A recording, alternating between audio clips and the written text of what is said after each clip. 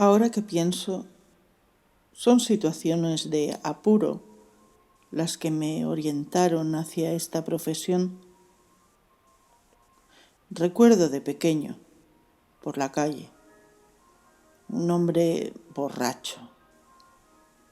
Venía hacia mí dando tumbos y hablando solo. Me causó terror. Otra fue mirarme en el espejo y no saber quién era yo. Espanto también. Y también los hermanos que me ha dado el destino, siendo yo el del medio y ellos dos personalidades, podríamos decir sin exagerar, patológicas. Hay otro afluente, más interior, que ha sido mi interés por los sueños. De ahí a interesarse por la mente humana, hay un paso.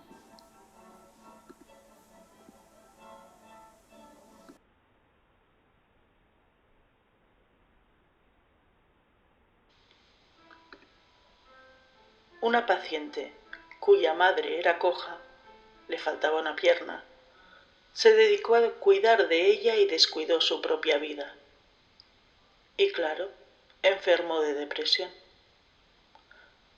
O a lo mejor, puesto que sufría depresión, descuidó su propia vida y se dedicó a cuidar a la madre. O al revés. Por eso la causa y la causalidad son temas de escaso interés.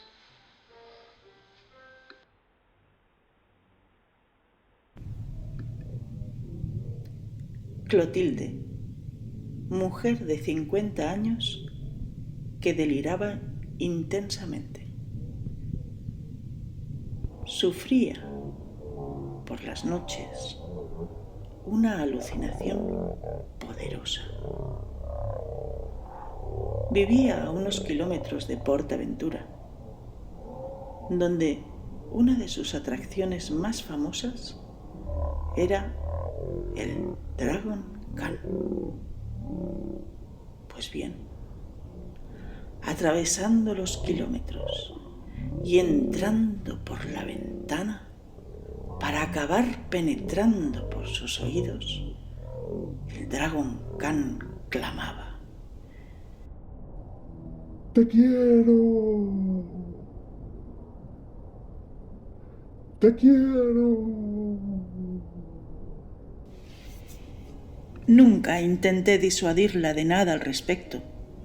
Para ella era una pura gratificación y para mí una cumbre de la poesía romántica.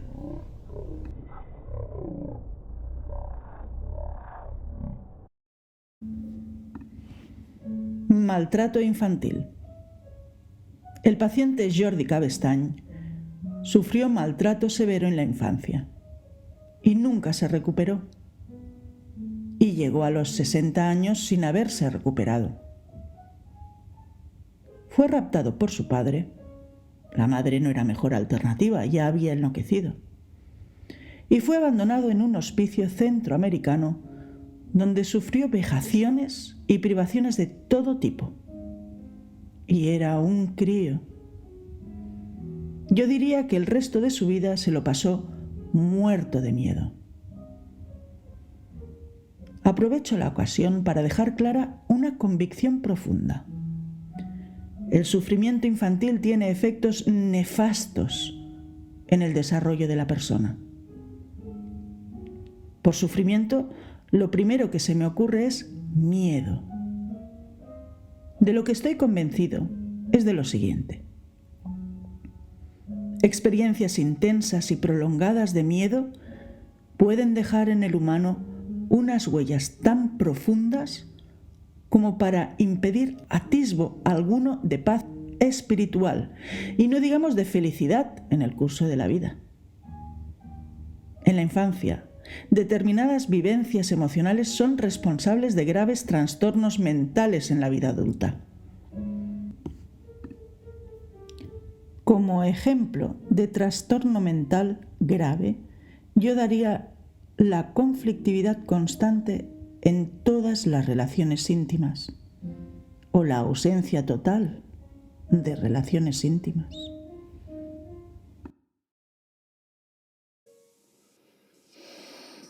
Qué pesadas resultan algunas pacientes como mojo picón. Hay otras menos pesadas, como Lucy Guirigay, con la que durante una época era imposible no dormirme, y entonces me interesaba por sus zapatos, para así conciliar el sueño suavemente, aunque fuera unos segundos. Los delirios, el suyo era suave, tienen a menudo un efecto hipnótico sobre mí. En cuanto a lo que decía mojo picón, no es que se fuera aburrido, era extenuante. Todo verdad, estoy seguro. Una serie de desencuentros y mala suerte a lo largo de toda su vida. El peso de la desgracia lo compartimos a lo largo de decenas de sesiones. No pude o no supe hacer otra cosa. Bueno, sí, animarla, prescribirle antidepresivos. Respecto a los estados de hipnosis que me inducía Lucy Guirigay, eran notables. Bien pensado, no era exactamente dormirme, era como un sueño, posiblemente provocado más por el tono de voz que por el contenido, que también era notable. Esto me hace pensar en lo siguiente: incidir en la manera de decir algo, la prosodia, la entonación, puede ser de gran interés. Hay muchas maneras de decir ¡ay! ¡Qué desgraciado soy! Y practicar con varias de estas maneras parece algo digno de estudio y práctica.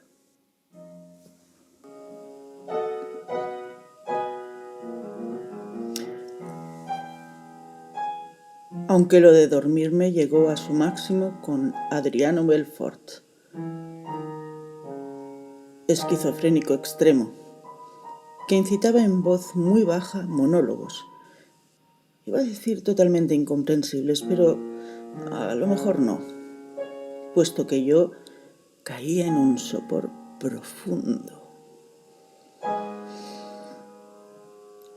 Él tenía que darse cuenta, pues estábamos en ángulo de 45 grados. La cosa proseguía hasta el despertar brusco o el ronquido. Momentos tremendos.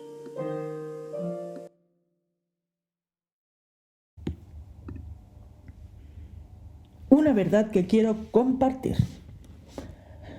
Las 4 horas diarias de promedio de ver la televisión que han dedicado los humanos nacidos en el último medio siglo han tenido algunos efectos patógenos. El trastorno por déficit de atención es un ejemplo. La experiencia televisiva, con sus bruscos cambios, el zapping, constituye un modelo para el cultivo y aprendizaje de la atención dispersa, con lapsos muy breves de tiempo concentrándose en la misma cosa. Por otro lado, pretender que niños de 6 o 7 años pueden y deben permanecer horas sentados estudiando también denota desconocimiento de lo que es un niño, con efectos también patógenos para el desarrollo personal.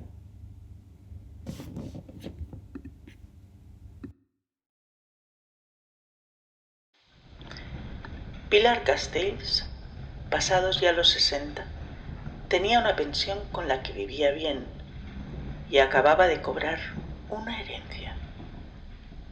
Pero su hermana no le permitía disponer de su dinero para comer fuera de casa con un señor que le había empezado a gustar.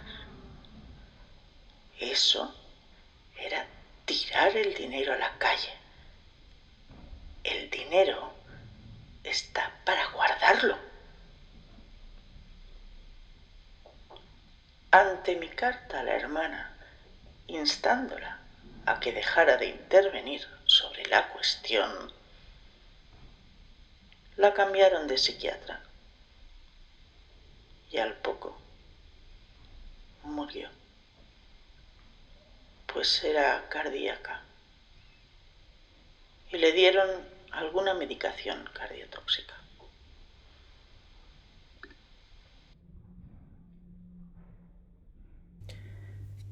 Muerte y culpa. Aquel paciente solo quería matarse. Nunca quiso nada más. Se alcoholizó. Se psicoterapeutizó de todas las maneras posibles. Alargó su vida muchos años, pero acabó matándose. Este era Federico Sánchez y arrastraba desde la adolescencia un problema con su padre. Durante años mantuvo hacia él una actitud de desprecio que duró hasta los últimos días del Señor.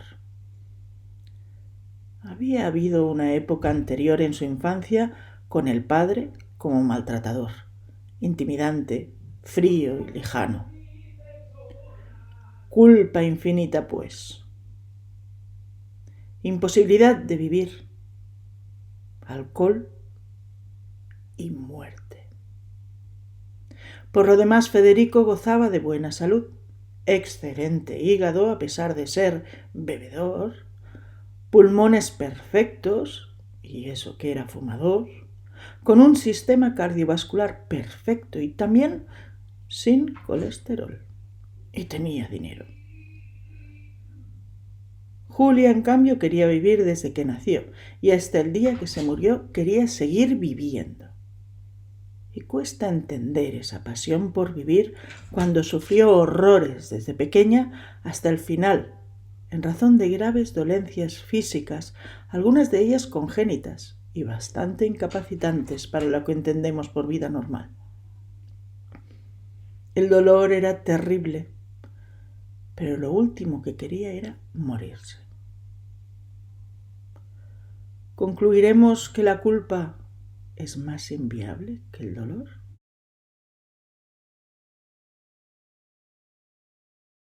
Salieron de la consulta con un destino claro, el abogado, para divorciarse. Ella llevaba décadas reprochándole a él algo nimio, ocurrido cuando eran novios, y que suponía una actitud inamistosa de sus futuros suegros en alguna remota circunstancia. La cosa no había por dónde cogerla, y ella estaba supremamente instalada en el resentimiento. Él hacía lo que podía, que era poco, aguantar y dormir la siesta.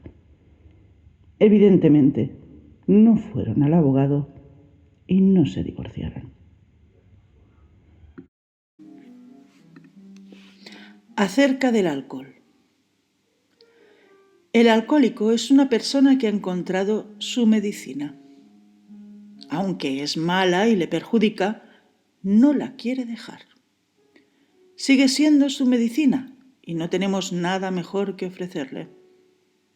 Nada más difícil, según mi experiencia clínica, que dejar el alcohol. Quizá, insisto, porque por tóxico que sea, cura al alcohólico de alguna angustia tremenda, fundamental. No digo siempre, pero a menudo es así. Leo en prensa especializada, Psychotherapy Networker, que los alcohólicos anónimos no dan resultado positivo alguno. Es decir, como me temía, no hay tratamiento efectivo para el alcoholismo. Ahogan sus penas en vino, el malestar de la existencia. El único tratamiento verdadero es decidir dejarlo. Pocas veces la palabra decidir tiene mayor pertinencia que en el caso del alcohólico.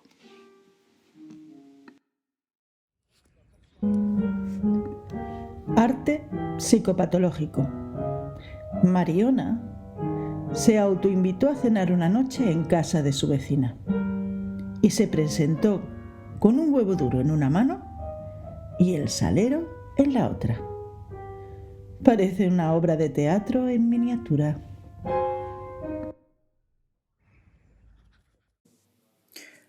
Adrià Armengol respondía a casi todo lo que yo le decía con un ¡ay, sí! blando y sincero asentimiento. Cuando lo empecé a ver, era fóbico absoluto. Maestro, en paro, no salía de casa. La evolución fue buena y volvió a trabajar yendo todo muy bien un par de años. En el tercer año, todo se estropeó. Fue expulsado del trabajo por incompetencia. Seguramente bebía. En un mundo en que rigiera a nivel macroscópico la física cuántica, lo que pasó después debería haber pasado antes. Así todo se entiende mejor, que se quedara encerrado en su casa y no saliera. Cuando se lo expliqué dijo, ¡ay, sí! disposición corporal. El estado físico de una persona, me refiero al tono muscular, la posición, en verdad, la actitud musculoesquelética es un serio condicionante. No hace falta entrar en las causalidades circulares. Está tenso porque está enfadado, o está enfadado porque está tenso.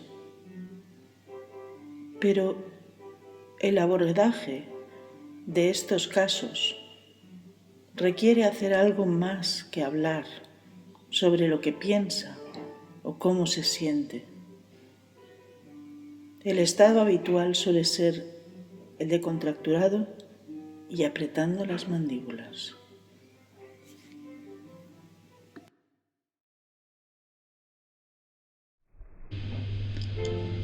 Amoríos que no se dieron. Si tal paciente mujer hubiera conocido a tal paciente hombre, qué felices hubieran sido. Pienso a veces, ¿nos pasa lo mismo? Pongamos por caso Pepita Torelló y Rafa Contreras, dos seres fent de ras, últimos miembros de una saga que se extingue con ellos, ambos notoriamente pequeños, parecidos y posiblemente afines en el carácter. Supongo que entre ellos un vínculo de calidad, funcional, simpático, hacerse compañía, podría haber existido. Y los dos tienen mal carácter. Bueno, Pepita murió recientemente, pero la relación yo la veo viable. Imposible en el tiempo, pues, pero humanamente viable. De Pepita quedará en mi memoria los ataques de llanto, iniciados por cualquier tontería y que se extendían durante días. Eran lloros de excitación más que de pena. Un corazón sobrecalentado, según la medicina china. Él temeroso y obsesivo, pero con energía disponible. Se hubieran arrastrado arriba y abajo con sus pensiones, bailando y comiendo, como todo el mundo.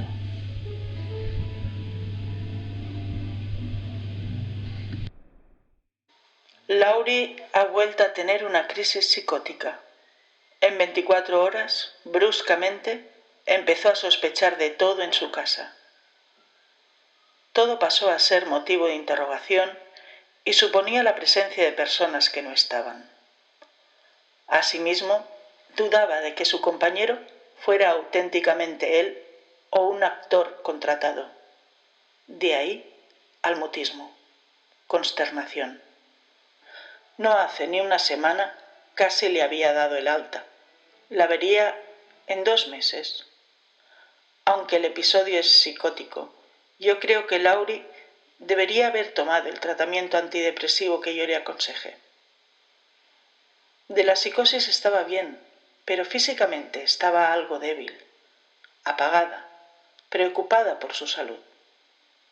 Debo decir que todo había empezado 1 año antes tras una nefrectomía.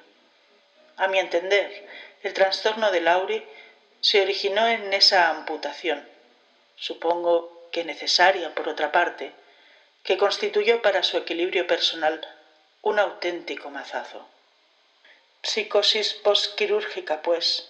Si uno se debilita, deviene más vulnerable y los males le atacan, por ejemplo, la psicosis. La vulnerabilidad al estrés es un rasgo humano y está en el origen de muchos trastornos mentales, incluida la psicosis. Pienso que en estos casos se desregula el miedo y se disparan, casi como un automatismo, las interpretaciones paranoicas. Padres maltratadores. A una chica de 12 años, su padre le pega palizas feroces. Su madre apenas interviene. Han pasado los años. La paciente ya pasa de la 50. El padre ha muerto y la madre está en una residencia. Nunca ha lamentado la desaparición del padre y le fastidia tener que seguir tratando con su madre. ¿De qué se queja? De la madre y del padre, por descontado, pero sobre todo se siente culpable de no querer a sus padres. ¿Hay algo extraño en todo ello? Que cada uno aporte su visión del asunto.